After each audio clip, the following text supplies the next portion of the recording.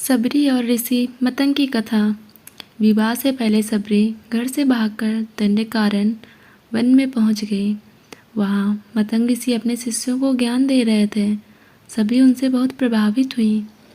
वह उनकी सेवा करना चाहती थी, लेकिन उनके मन में शंका थी कि भील जाति होने के कारण उसे यह अवसर नहीं मिलेगा।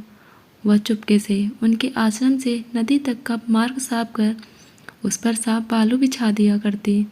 एक दिन जब मतंग ऋषि को सबरी की सेवा के बारे में पता चला तो सबरी को उन्होंने अपने आश्रम में शरण दी।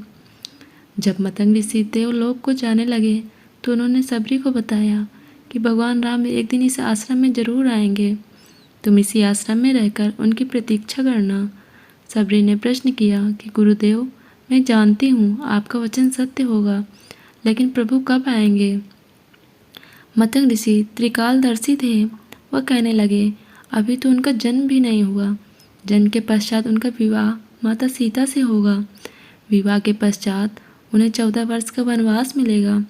प्रभु माता सीता और लक्ष्मण जी के साथ वन में निवास करेंगे। वनवास के अंतिम वर्ष में माता सीता का अपहरण होगा। उनकी खोज में प्रभु श्री राम इस आश्रम में आएंगे, तो उनसे कहना कि आप सुग्रीव से मित्रता कर लें और उनको बोलें कि अत्याचारों से मुक्त कराएं।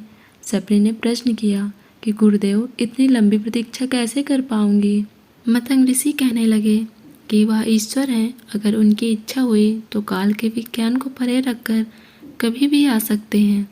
इसलिए तुम हर रोज उनकी प्रतीक्षा करना। मुझे तुम्हारे गुरु के रूप में स्मरण किया जाएगा। सबरी ने गुरु के वाक्य को सत्य माना और प्रतिदिन भगवान श्री राम की प्रतीक्षा करती। प्रतिदिन मार्ग में फूल बिछाती थी। किसी प्रतीक्षा में सबरी बूढ़ी हो गई। गुरु का वचन सत्य हुआ और श्री राम के चरण उनके बिछाए हुए फूलों पर पड़े और सबरी की प्रतीक्षा समाप्त हुई। प्रभु राम और लक्ष्मण जी सबरी के आश्रम में पधारे। सबरी प्रेम में इतनी मग्न हो गई कि मुख से वचन नहीं निकल पा रहे थे।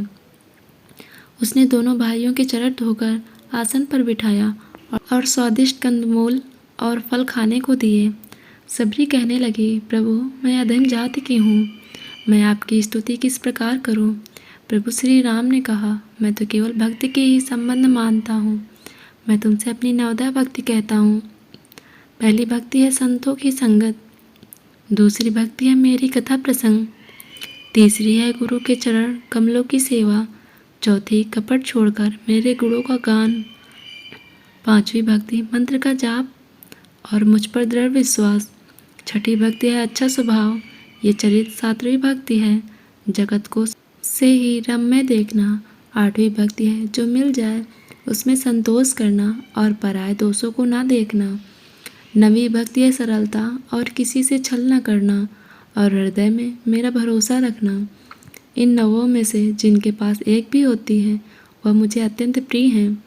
फिर तुम में तो हर प्रकार की भक्ति है। प्रभु श्री राम ने सबरी से पूछा कि क्या आप सीता की कोई खबर जानती हैं तो बता दें। सबरी कहती है, प्रभु, आप पंपा नामक सरोवर पर जाएं। वहाँ आपकी सुग्रीव से मित्रता होगी। वह सब हाल आपको बताएगा। सबरी भगवान के दर्शन करके हरिपद में लीन हो गई।